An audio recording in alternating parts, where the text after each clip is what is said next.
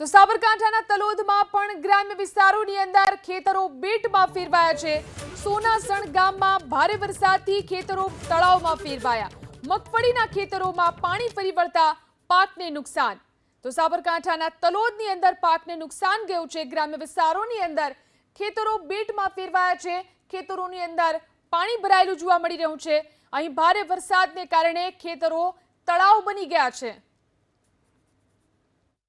હવામાન વિભાગની આગાહી અનુસાર સાબરકાંઠા જિલ્લામાં સર્વત્ર વરસાદ નોંધાયો હતો। વહેલી સવારે 4 વાગ્યાથી લઈ 6 વાગ્યા સુધી જે વરસાદ વરસ્યો છે તે ધોધમાર વરસાદ વરસ્યો હતો। તેને લઈને જે પ્રાંતિજ તાલુકાના ગ્રામ્ય વિસ્તારો છે તે ગ્રામ્ય વિસ્તારોમાં પાણી ભરાવાના બનાવો સામે આવ્યા હતા। ખેતરોમાં પાણી જબરજસ્ત ભરાયું હતું। તેને લઈને જે ખેડૂતોએ મગફળી જેવા પાકોનું વાવેતર કર્યું હતું તેને લઈને અત્યારે હાલ જે આ પાણી ભરાવાના કારણે ખેડૂતોને મોટું નુકસાન જવાની સ્થિતિ અત્યારે હાલ જોવા મળી રહી છે। ખેડૂતોના ખેતરમાં જોઈ શકાય છે તે પ્રમાણેની આ મગફળીનું જે વાવેતર કર્યું હતું તે મગફળીનું વાવેતર અત્યારે હાલ પાણીમાં ગરકાવ થઈ ચૂક્યું છે। સાથે જ ખેડૂતો દ્વારા સિંચાઈ આપવા માટે જે ડ્રીપ ઇરિગેશનની લાઈનો કરવામાં આવી હતી તે લાઈનો પણ અત્યારે હાલ પાણીમાં તરતી જોવા મળી રહી છે। ઢીંચણસામાં પાણી ખેતરોમાં ભરાવાના કારણે હાલ તો સોનાસણ ગામના લગભગ 60 ખેડૂતોને આ પ્રકારની સ્થિતિનું સામનો કરવો પડી રહ્યો છે। અને જે 1 વીઘાની અંદર 15,000 કરતાં વધુ વાવેતર ખર્ચ કરેલો હતો તે પણ ખેડૂતોને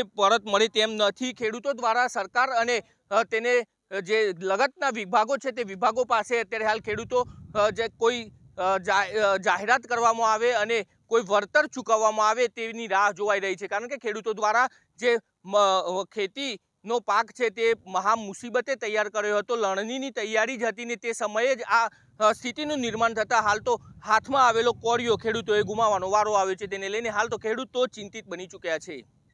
દર્શન પટેલ, એબીપી અસ્મિતા, સાબરકાંઠા। હવે એટલો બધો વરસાદ પડ્યો ને કે એટલું બધું પાણી પડ્યું છે ને કે જે મગફળીનો પાક તૈયાર થયો હતો એ તૈયાર થવાની લગભગ 15 તારીખે 20 તારીખે લોકો મગફળી કાઢવાના હતા અને આજે હવે મગફળી નહીં નીકળી શકે કારણ કે પૂરું થઈ જવાની ઘણી મગફળીઓ।